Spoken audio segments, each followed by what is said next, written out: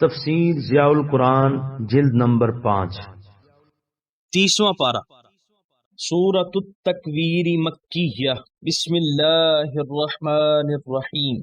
اللہ کے نام سے شروع کرتا ہوں جو بہت ہی مہربان ہمیشہ رحم فرمانے والا ہے۔ سورہ تکویر آیت نمبر 1۔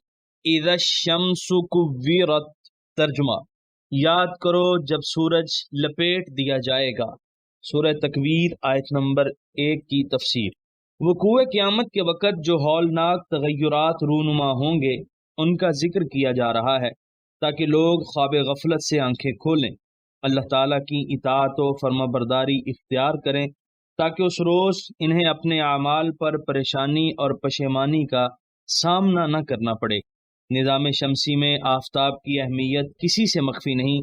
جب ابھرتا ہے تو اس کی کرنیں اندھیروں میں ڈوبی ہوئی دنیا کو آنن فانن منور کر دیتی ہیں۔ اس کی حرارت سے زمین تانبے کی طرح تپ جاتی ہے، لیکن اس روز اس کی نور افشانی کرنے والی کرنیں اس کے ارد گرد لپیٹ دی جائیں گی۔ اس کی تیز رفتار شعاؤں کو زنجیر بپا کر دیا جائے گا، اور جب یہ منبع نور بے نور ہو جائے گا تو اس وقت جو اندھیرا پھیلے گا وہ کس قدر گہرا اور کتنا بھیانک ہوگا، اس کا صرف تصور ہی ہوش ربا ہے۔ جب کوئی شخص اپنی لمبی دستار کو سر کے ارد گرد لپیٹ لیتا ہے تو عرب کہتے ہیں کار العمامۃ علی الراس۔ اسی سے تکویر باب تفعیل ہے۔ سورہ تکویر آیت نمبر 2۔ وَإِذَا النُّجُومُ انكَدَرَتْ، ترجمہ اور جب ستارے بکھر جائیں گے۔ سورہ تکویر آیت نمبر 2 کی تفسیر۔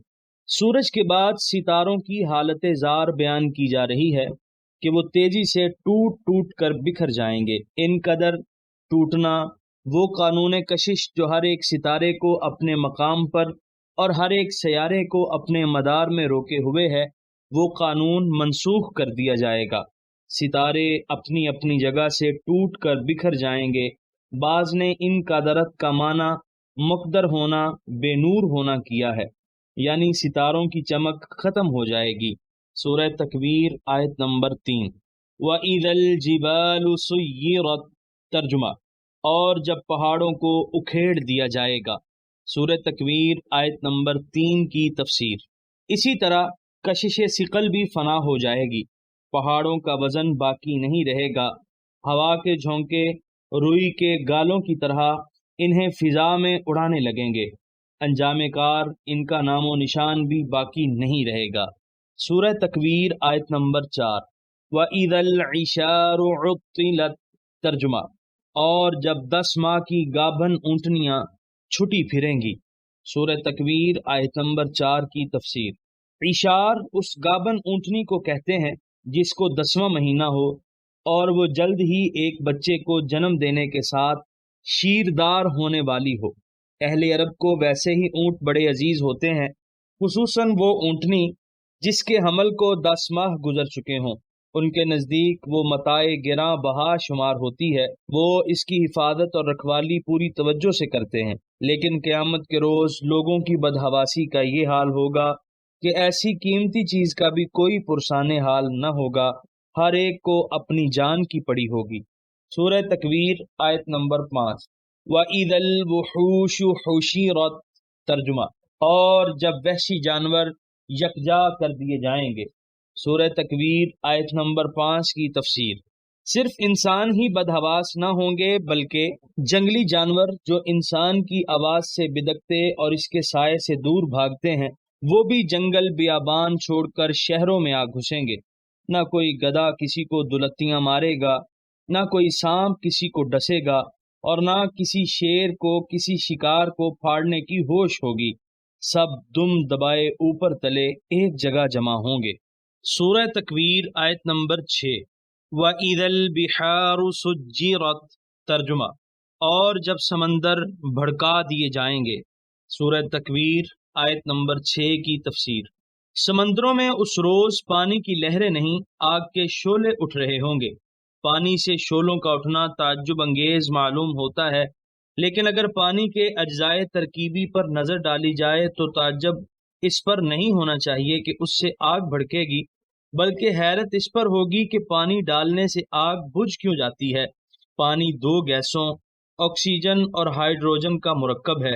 ان میں سے ایک گیس بھڑکانے والی ہے اور دوسری بھڑک اٹھنے والی ہے۔ چاہیے تو یہ تھا کہ جب ان کو اکٹھا کیا جائے تو یہ آگ کی صورت اختیار کر لیں، لیکن قادر مطلق نے ان کے مرکب کو پانی کی شکل دے دی اور اس میں آگ بجھانے کی تاثیر رکھ دی۔ قیامت کے دن جب دوسرے تکوینی ضابطے بالائے طاق رکھ دیے جائیں گے، سورج، ستارے اور پہاڑ کیا سے کیا بن جائیں گے، پانی کے اس ضابطے پر بھی کلمِ تنسیخ کھینچ دیا جائے گا۔ آکسیجن اور ہائیڈروجن اپنی اصلی حالت پر لوٹ آئیں گی اور ان کے بے پایاں ذخائر جو سمندروں میں پانی کی صورت میں آج ٹھاٹھے مار رہے ہیں، وہ بھڑکتے شعلے بن جائیں گے۔ سبحان من لا تدرک حکمہ ولا یحاط بآثار قدرتہ۔ سورہ تکویر آیت نمبر 7۔ وَإِذَا النُّفُوسُ زُوِّجَتْ، ترجمہ، اور جب جانیں جسموں سے جوڑی جائیں گی۔ سورہ تکویر آیت نمبر 7 کی تفسیر۔ اس کا ایک مفہوم تو یہ بیان کیا گیا ہے کہ اعمال و اخلاق کے مطابق انسانوں کی گروہ بندی کر دی جائے گی۔ مقربین کا ایک گروہ ہوگا، اصحاب یمین ایک پرچم تلے اکٹھے ہوں گے اور اصحاب شمال کو ایک جگہ جمع کیا جائے گا۔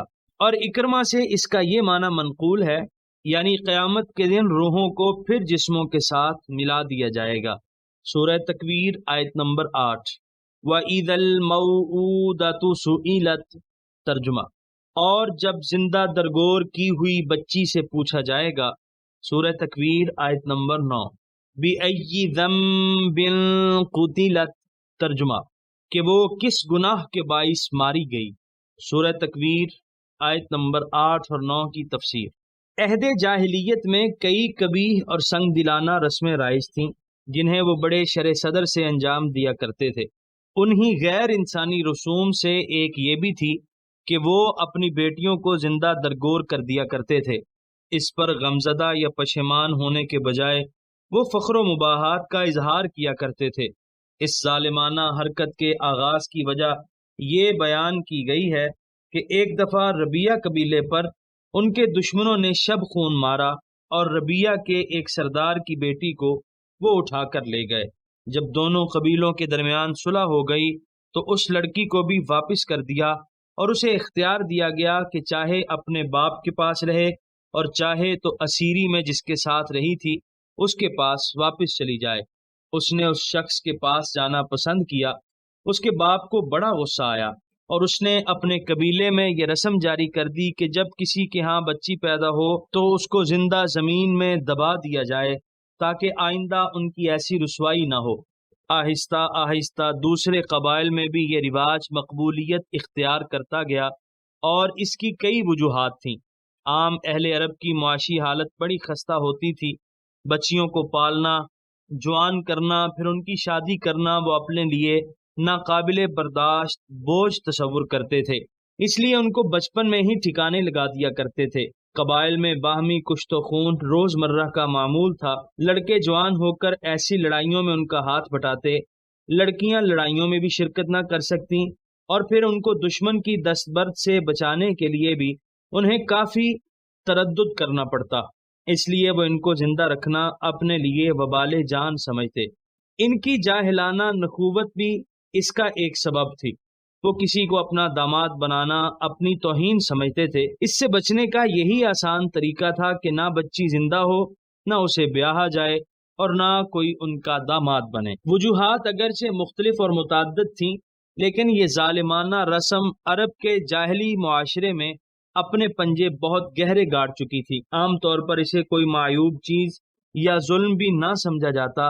باپ اپنی اولاد کا مالک کل ہے، چاہے اسے زندہ رکھے چاہے قتل کر دے، کسی کو اس پر اعتراض کرنے کا کوئی حق نہیں۔ لیکن اس سنگ دل معاشرے میں خال خال ایسے لوگ موجود تھے جو معصوم بچیوں کی بے کسی پر خون کے آنسو بہاتے اور ان سے جتنا کچھ بن آتا اس سے دریغ نہ کرتے۔ حضرت فاروق اعظم رضی اللہ تعالیٰ عنہ کے چچا زاد بھائی زید بن عمر بن نفیل کو جب پتہ چلتا کہ فلاں کے ہاں لڑکی پیدا ہوئی ہے اور وہ اس کو زندہ دفن کرنا چاہتے ہیں تو دوڑ کر اس کے پاس جاتے اور اس بچی کی پرورش اور اس کی شادی وغیرہ کے اخراجات کی ذمہ داری اٹھاتے اور اس طرح اس معصومہ کی جان بچاتے۔ مشہور شاعر فرزدق کے دادا صعصع بن ناجیہ المجاشعی کا بھی یہی معمول تھا۔ علامہ آلوسی نے طبرانی کے حوالے سے لکھا ہے کہ اس نے عرض کیا، یا رسول اللہ صلی اللہ علیہ وسلم، میں نے زمانہ جاہلیت میں بھی نیک کام کیے ہیں، کیا مجھے ان کا بھی اجر ملے گا؟ میں نے 360 بچیوں کو زندہ درگور ہونے سے بچایا اور ہر ایک کے عوض 2 10 ماہی گابن اونٹنیاں اور ایک اونٹ بطور فدیہ ان کے باپوں کو دیا، کیا مجھے اس کا کوئی اجر ملے گا؟ نبی رحمت صلی اللہ علیہ وسلم نے ارشاد فرمایا، اس عمل کا اجر تو تجھے مل گیا، اللہ تعالیٰ نے تجھ کو اسلام لانے کی توفیق مرحمت فرمائی اور نعمت ایمان سے تجھے سرفراز کر دیا۔ چنانچہ فرزدق شاعر اپنے دادا کے اس کارنامے پر فخر کیا کرتا تھا۔ اس کا ایک شعر ہے، وجدی الذی منع الوائد فاحیا الوعید فلم تؤدی، میرا دادا وہ ہے جس نے زندہ درگور کرنے والیوں کو روکا، اس طرح ان بچیوں کو زندہ درگور ہونے سے بچا کر زندگی بخش دی۔ لیکن اس ظالمانہ رسم کا پوری طرح قلع کما اس وقت ہوا جب اللہ تعالیٰ کا محبوب رحمت للعالمین بن کر تشریف لایا اور بیٹی کو وہ شان بخشی کہ وہ باعث عار ہونے کے بجائے اپنے والدین کے لیے وجہ صد افتخار بن گئی۔ حضور صلی اللہ علیہ وآلہ وسلم نے اپنے دلاویز ارشادات سے اس غلط فہمی کو اہل عرب کے دلوں سے نکال دیا کہ بچی ایک ناگوار بوجھ ہے یا خاندان کی ذلت و رسوائی کا سبب ہے۔ چند ارشادات آپ بھی ملاحظہ فرمائیں تاکہ آپ کے دل میں اپنی بچیوں کی قدر و منزلت پیدا ہو۔ نبی کریم صلی اللہ علیہ وآلہ وسلم نے ارشاد فرمایا، جو شخص ان بچیوں کا باپ بننے سے آزمایا گیا اور اس نے ان کے ساتھ اچھا سلوک کیا تو وہ اس کے لیے آتش جہنم سے پردہ ثابت ہوں گی۔ نمبر 2، امام مسلم کی روایت ہے، جس نے 2 لڑکیوں کی پرورش کی یہاں تک کہ وہ بالغ ہو گئیں تو قیامت کے دن میں اور وہ اس طرح کھڑے ہوں گے، یہ فرمایا اور اپنی انگلیوں کو باہم پیوست کر دیا۔ نمبر 3، ابو داؤد کی حدیث ہے، جس کی ایک بچی ہو وہ اسے زندہ درگور بھی نہ کرے، اس کی توہین بھی نہ کرے، اپنے بیٹے کو اس پر فوقیت بھی نہ دے تو اس امر کے بدلے اللہ تعالیٰ اس کو جنت میں داخل کرے گا۔ آخر میں تعلیم نبوی کی ہمہ گیری کا اندازہ کرنے کے لیے آپ یہ حدیث پاک پڑھیں۔ نبی کریم صلی اللہ علیہ وآلہ وسلم نے سراقہ بن مالک سے فرمایا، کیا میں تمہیں سب سے بڑے صدقے پر آگاہ نہ کروں؟ عرض کیا، ضرور مہربانی فرمائیے۔ فرمایا، تیری وہ بیٹی جو طلاق پا کر یا بیوہ ہو کر تیری طرف پلٹ آئے اور تیرے سوا اس کے لیے کمانے والا کوئی نہ ہو۔ کثیر التعداد احادیث میں سے صرف چند احادیث یہاں ذکر کی گئی ہیں۔ حضور صلی اللہ علیہ وآلہ وسلم کے اس قسم کے ارشادات اور اپنی دختران عالی مرتبت کے ساتھ آپ کا غایت درجہ پیار اور ہر موقع پر ان کی قدر افزائی، یہی وہ اسباب تھے جن کے باعث بچیوں کے متعلق صرف اہل عرب کے نظریات میں ہی انقلاب نہیں آیا بلکہ دنیا بھر میں بچیوں کی قدر و منزلت بلند ہو گئی۔ اب ذرا آیت کا مفہوم سمجھنے کی کوشش فرمائیے۔ یہ نہیں فرمایا کہ اس کے سنگ دل باپ سے پوچھا جائے گا کہ تو نے اپنی بچی کو کیوں زندہ درگور کیا، بلکہ فرمایا کہ اس بچی سے پوچھا جائے گا، کیونکہ یہ باپ جس نے اپنی بے گناہ بچی پر ایسا ظلم کیا ہے، نگاہ خداوندی میں اس قابل ہی نہیں کہ اس کو خطاب کیا جائے، اسے منہ لگایا جائے۔ یعنی اس انداز سے اپنے غصے اور ناراضگی کی انتہا کا اظہار کیا گیا، اس کو مخاطب بنانے کے درجے سے ہی گرا دیا گیا اور اس کو رسوا کرنے میں مبالغے سے کام لیا گیا۔ نیز ظالم سے اگر اس کے ظلم کے بارے میں پوچھا جائے تو وہ اس کے لیے کئی ہیلے بہانے تراشنے لگتا ہے، اس لیے مناسب یہی تھا کہ مظلوم سے پوچھا جائے تاکہ وہ اپنے غم و الم کی داستان بیان کرے۔ اس میں ایک اور حکمت بھی ہے، وہ یہ کہ دنیا میں کئی مظلوم ہوتے ہیں جنہیں ظلماً قتل کر دیا جاتا ہے، لیکن ان کا انتقام لینے کے لیے کئی تلواریں بے نیام ہو جاتی ہیں، یا کم از کم ان کی مظلومیت پر رنج و غم کے آنسو تو بہائے جاتے ہیں۔ اور یہ ایسی مظلومہ تھی جس پر ظلم اس کے ماں باپ نے کیا، اس کی مظلومیت پر کسی نے صدائے احتجاج بھی بلند نہ کی، ان کی جواں مرگی پر کوئی آنکھ نمناک تک نہ ہوئی، بلکہ الٹا اطمینان کا سانس لیا گیا اس کے قاتل پر تحسین و آفرین کے پھول نچھاور کیے گئے، اسے غیرت مند اور اپنے خاندان کی ناموس کے پاسبان کا خطاب ملا۔ کیا مظلومیت میں اس کا کوئی ہمسر ہے؟ اگر ایسی معصوم ستم رسیدہ بچی کی دلجوئی اس کا پروردگار بھی نہ کرے تو اور کون کرے گا؟ اس سوال میں قیامت کے برپا کرنے کی حکمت کی طرف بھی اشارہ کر دیا کہ تم خود سوچو کہ اگر قیامت برپا نہ ہو تو کیا اس مظلومہ کی داد رسی کی کوئی صورت ہو سکتی ہے؟ ایسے ظالم کو سزا دینا ممکن ہے۔ اگر اتنا بڑا ظلم، دلوں کو لرزا دینے والا ظلم، محاسبے سے بچ جائے تو اس سے بڑی اندھیر نگری اور کیا ہو سکتی ہے؟ اور اللہ تعالیٰ کے ہاں عدل ہے، انصاف ہے، اندھیر گردی اور جور و ستم نہیں۔ سورہ تکویر آیت نمبر 10۔ وَإِذَا الصُّحُفُ نُشِرَتْ، ترجمہ، اور جب اعمال نامے کھولے جائیں گے۔ سورہ تکویر آیت نمبر 11۔ وَإِذَا السَّمَاءُ كُشِطَتْ، ترجمہ، اور جب آسمان کی کھال ادھیڑ لی جائے گی۔ سورہ تکویر آیت نمبر 11 کی تفسیر۔ قیامت کے دوسرے واقعات بیان کیے جا رہے ہیں۔ کاشاتا کہتے ہیں کسی کی کھال ادھیڑ لینا، یعنی آج انسان چرغ نیلوفری کی طرف آنکھ اٹھا کر دیکھتا ہے تو اس کے جلال و جمال کو دیکھ کر حیران ہو جاتا ہے، لیکن اس روز جب اس کی کھال اتار لی جائے گی تو جلال و جمال سب فنا ہو جائے گا اور اس کے چپے چپے سے وحشت برسنے لگے گی۔ سورہ تکویر آیت نمبر 12۔ وَإِذَا الْجَحِيمُ سُعِّرَتْ، ترجمہ، اور جب جہنم دہکائی جائے گی۔ سورہ تکویر آیت نمبر 13۔ وَإِذَا الْجَنَّةُ أُزْلِفَتْ، ترجمہ، اور جب جنت قریب کر دی جائے گی۔ سورہ تکویر آیت نمبر 14۔ عَلِمَتْ نَفْسٌ مَّا أَحْضَرَتْ، ترجمہ، تو اس دن ہر شخص جان لے گا کہ وہ کیا لے کر آیا ہے۔ سورہ تکویر آیت نمبر 14 کی تفسیر۔ اس وقت غفلت کے سارے پردے اٹھ جائیں گے، ہر قسم کا خمار اتر جائے گا اور اسے اچھی طرح معلوم ہو جائے گا کہ اس نے اپنی زندگی میں کیا کھویا، کیا پایا۔ اس کے نیک اعمال اور بد اعمال اپنے سامنے نظر آنے لگیں گے۔ یہاں تک سورت کا ایک مضمون اختتام پذیر ہوا۔ اس کے بعد دوسرا مضمون شروع ہوتا ہے اور وہ ہے حضور صلی اللہ علیہ وآلہ وسلم کی رسالت کا بیان۔ سورہ تکویر آیت نمبر 15۔ فلا اقسم بالخنس، ترجمہ، پھر میں قسم کھاتا ہوں پیچھے ہٹ جانے والے تاروں کی۔ سورہ تکویر آیت نمبر 16۔ الجوار الکنس، ترجمہ، اور قسم کھاتا ہوں سیدھے چلنے والے، رکے رہنے والے تاروں کی۔ سورہ تکویر آیت نمبر 15 اور 16 کی تفسیر۔ پہلے خنس، الجوار، الکنس کا لغوی معنی ذہن نشین کر لیں۔ علامہ علوسی لکھتے ہیں خنس کا واحد خانس ہے جو خنوس سے مشتق ہے، اس کا معنی سمٹ جانا اور چھپ جانا ہے۔ الجواری اس کا واحد جاریہ ہے، یہ جری سے مشتق ہے، اس کا معنی ہے تیزی سے گزرنا۔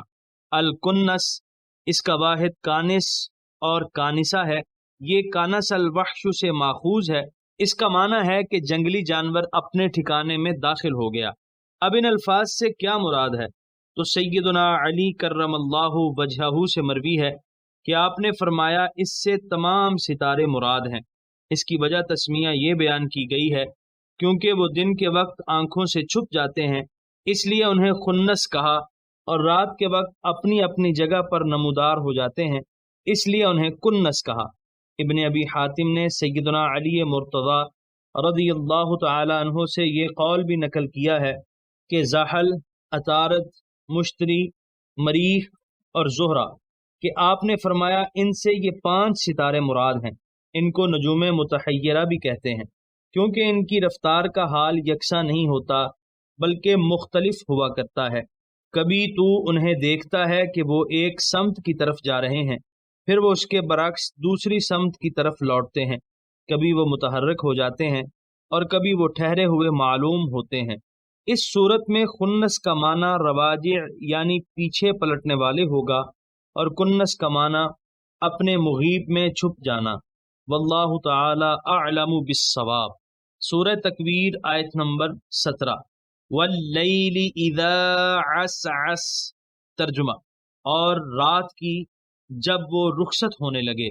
سورہ تکویر آیت نمبر 17 کی تفسیر۔ عسعس کے دو معنی کیے گئے ہیں، اندھیرے کا پیٹ پھیر جانا جیسے رات کے اختتام کے وقت ہوتا ہے، اندھیرے کا آ جانا جیسے ابتدائے شب میں ہوتا ہے۔ یہ دونوں معنی حضرت ابن عباس رضی اللہ عنہما سے مروی ہیں۔ پہلی صورت میں معنی ہوگا رات جب پیٹ پھیر دے، اور دوسری صورت میں معنی ہوگا رات جب چھا جائے۔ سورہ تکویر آیت نمبر 18۔ والصبح اذا تنفس، ترجمہ، اور صبح کی قسم جب وہ سانس لے۔ سورہ تکویر آیت نمبر 18 کی تفسیر۔ تنفس جب صبح سانس لے یعنی جب اس کی روشنی پھیلنے لگے۔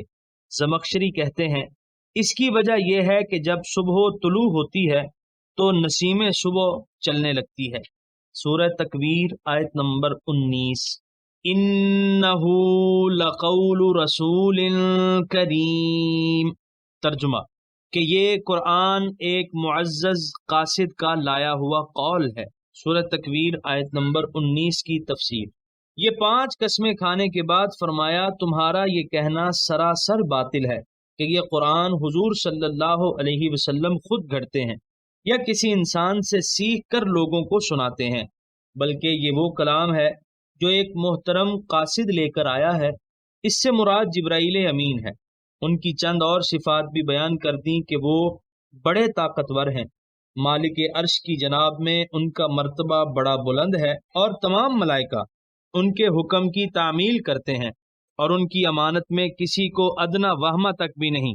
جب لانے والا ان صفات عالیہ سے متصف ہو، ان مراتب رفیع پر فائز ہو، تو کون یہ خیال کر سکتا ہے کہ اس نے اس کلام میں کوئی کمی بیشی کی ہوگی۔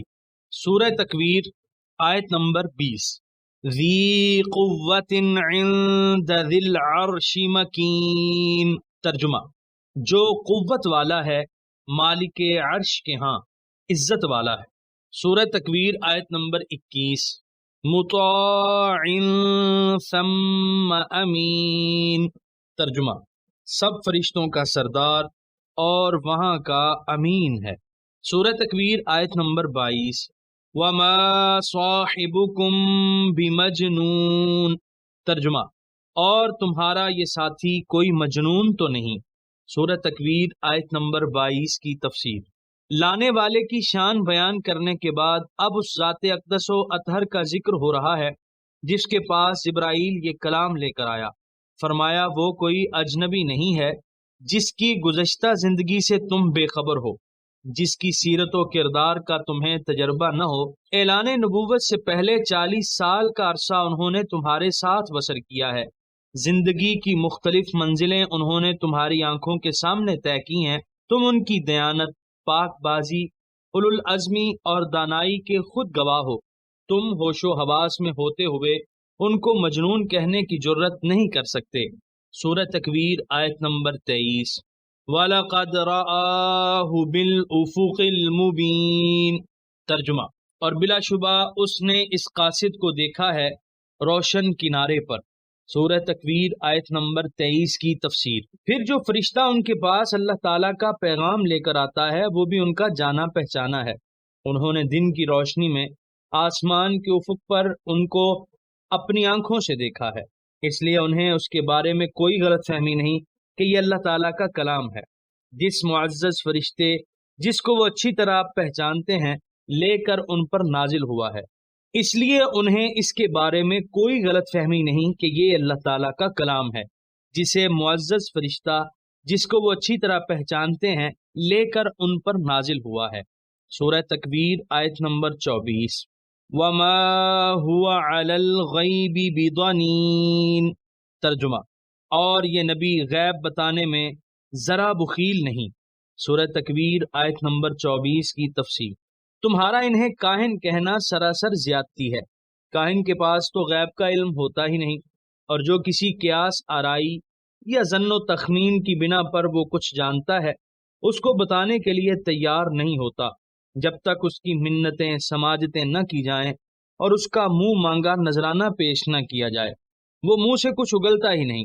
اور یہاں تو یہ حال ہے کہ علوم غیبیہ کے خزانے جو انہیں بخشے گئے ہیں، وہ معارف الہیہ جن سے ان کا سینہ معمور ہے، وہ تجلیات ربانی جو ان کے قلب منیر پر ہر لمحہ نازل ہو رہی ہیں، یہ ان کو بتانے میں ذرا بخل سے کام نہیں لیتے، بلکہ ان کے علوم و معارف کا سمندر ٹھاٹھے مار رہا ہے اور ہر تشنہ لب کو اپنی طرف بلا رہا ہے۔ کیا اس بین تفاوت کے باوجود تم انہیں کاہن کہہ سکتے ہو؟ مولانا شبیر احمد عثمانی نے اس آیت پر جو تفسیری حاشیہ لکھا ہے، وہ حضور صلی اللہ علیہ وآلہ وسلم کے علم غیب پر اعتراض کرنے والوں کے لیے باعث ہدایت ہو سکتا ہے۔ لکھتے ہیں، یعنی یہ پیغمبر ہر قسم کے غیوب کی خبر دیتا ہے، ماضی سے متعلق ہوں یا مستقبل سے، یا اللہ کے اسماء و صفات سے، یا احکام شرعیہ سے، یا مذاہب کی حقیقت و بطلان سے، یا جنت و دوزخ کے احوال سے، یا واقعات بعد الموت سے، اور ان چیزوں کے بتلانے میں ذرا بخل نہیں کرتا۔ تفسیر عثمانی الدنین البخیل، بخیل اور کنجوس، سورہ تکویر آیت نمبر 25۔ وما هو بقول شیطان الرجیم، ترجمہ، اور یہ قرآن کسی شیطان مردود کا قول نہیں۔ سورہ تکویر آیت نمبر 25 کی تفسیر، یعنی اس کلام میں توحید کی دعوت ہے، کفر و شرک سے احتراز کا حکم ہے، اخلاق حسنہ کی تاکید ہے۔ شیطان کو کیا پڑی ہے کہ وہ لوگوں کو توحید کی طرف بلائے، کفر و شرک اور صفات رذیلہ سے اجتناب کی تاکید کرے۔ یہ کلام اپنے مقاصد کے اعتبار سے تمہاری اس غلط فہمی کی پرزور تردید کر رہا ہے۔ سورہ تکویر آیت نمبر 26۔ فَأَيْنَ تَذْهَبُونَ، ترجمہ، پھر تم منہ اٹھائے کدھر چلے جا رہے ہو۔ سورہ تکویر آیت نمبر 26 کی تفسیر، اس چشمہ صافی کو چھوڑ کر سراب کی طرف بھاگ کر جانا کہاں کی عقل مندی ہے؟ اس نور ہدایت کی تابانیوں سے منہ موڑ کر گمراہی کی تاریکیوں میں بھٹکتے رہنا تمہارے جیسے دانش مندوں کو زیب نہیں دیتا۔ سورہ تکویر آیت نمبر 27۔ ان هو الا ذکر للعالمین، ترجمہ، نہیں ہے یہ مگر نصیحت سب اہل جہان کے لیے۔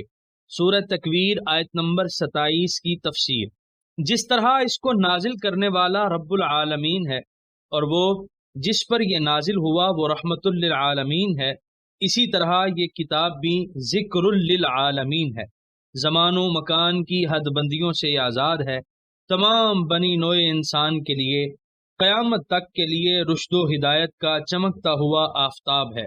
لیکن اس سے مستفید وہی ہو سکتا ہے جس کے دل میں یہ خواہش ہو کہ وہ راہ راست پر گامزن ہو۔ سورہ تکویر آیت نمبر 28۔ لمن شاء منکم ان یستقیم، ترجمہ، لیکن ہدایت وہی پاتا ہے جو تم میں سے سیدھی راہ چلنا چاہے۔ سورہ تکویر آیت نمبر 29۔ وما تشاءون الا ان یشاء اللہ رب العالمین، ترجمہ، اور تم نہیں چاہ سکتے بجز اس کے کہ اللہ چاہے جو رب العالمین ہے۔ سورہ تکویر آیت نمبر 29 کی تفسیر، اور حقیقت یہ ہے کہ تم از خود اس کی خواہش بھی نہیں کر سکتے جب تک توفیق الہی دستگیری نہ کرے۔ فہم و خرد کے سارے چراغ بجھے رہتے ہیں، راہ راست پر ایک قدم بھی نہیں اٹھ سکتا، اور جب اس کی نظر لطف چارہ سازی کرتی ہے تو سب حجاب اٹھ جاتے ہیں، ساری رکاوٹیں دور ہو جاتی ہیں، اور انسان پوری یکسوئی کے ساتھ اس منزل کی طرف رواں دواں ہو جاتا ہے۔ لا حول ولا قوة الا باللہ العلی العظیم، یا حی یا قیوم برحمتک استغیث لا تکلنی الی نفسی طرفۃ عین واصلح لی شأنی کلہ۔ اللہم صل وسلم وبارک علی حبیبک المصطفی ونبیک المرتضی ورسولک المجتبی، افضل الصلوات واجمل التسلیمات واکمل البرکات وعلی آلہ ذوی الدرجات واصحابہ اولی الطاعات وعلینا بجاہہم الی یوم الدین۔ یہاں پر 30ویں پارے کا 6واں رکوع مکمل ہوا اور یہاں پر سورہ تکویر مکمل ہوئی۔